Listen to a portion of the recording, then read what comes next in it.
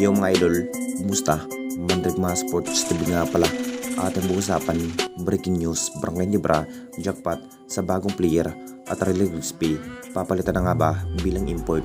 So sa August 9 pa lamang po ang laban sa pamamagitan ng Barangay Nibra laban sa upunan ng Blackwater Busing. May dalawang panalo na rin at may tatlong talo ng ating Barangay Nibra. Siguradong sabik na rin ang lahat kung ano pa nga ba ang mas tamang gawin ng ating Jing Kings sa pang-anim na laban kontra sa Blackwater. Ang tamang gawin sana ng ating Barangay Nibra, huhugot na nga ba na mas bagong player ngayong PBA Governors Cup. Ito na nga bang kinahihintay ng lahat, posibleng makukuha na nga ba ang nasabing player na si Cedric Bierfeld. Alam na rating lahat mga idol, isa pa rin ang Barangay Nibra sa interesado sa nasabing player ng Blackwater Boosting na si Cedric Bierfeld. Ito na rin ang pinaplano ng ating Barangay Nibra na makuha na ang nasabing player na si Cedric Bierfeld. Papunta na nga ba ng Barangay Nibra? May tsansa pa rin na makukuha itong si Cedric Bierfeld mga idol, na para bang sang-ayon pa rin ang Blackwater sa naging offer ng ating Barangay Nibra para lamang na makuha ang nasabing player na si Cedric Bierfeld.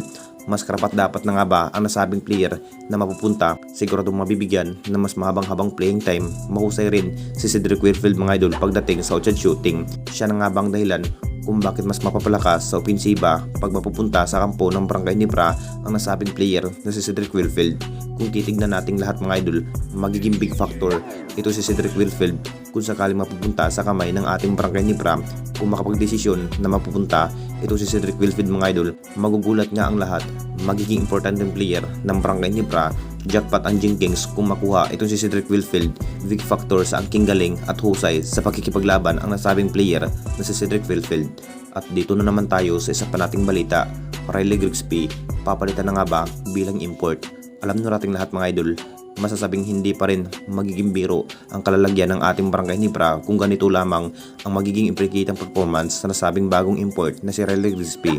Masasabing hindi pa rin kayang mabibigyan ng mas maraming panalo ang Barangay Nibra. Ito na nga bang dahilan kung bakit sunod-sunod ang pagkakatalo ng ating Barangay Nibra? Mahina pa nga ba ang nasabing import? Ang mas tamang gawin sana, papalitan na nga ba ng bagong import ito si Riley Grigsby mga idol? Alam na nating lahat sa kakayanan sa nasabing import na si Riley Grigsby. Siya dyan ganito lamang ang nagiging performance, makapagtala pa rin na may 18 points kung maganda ang pagkakakombinasyon sa ibang player. Marami pa rin ang nasasabi mga idol, kung sakaling hindi pa rin mabibigyan ng panalo ng ating Barangay Nibra, hindi rin magdadalawang isip ang Nibra management. Papalitan na nga ba ang nasabing bagong import na si Riley Grigsby? Siguro si Justin Brownlee lamang ang ipresenta ng ating Jing Kings bilang import.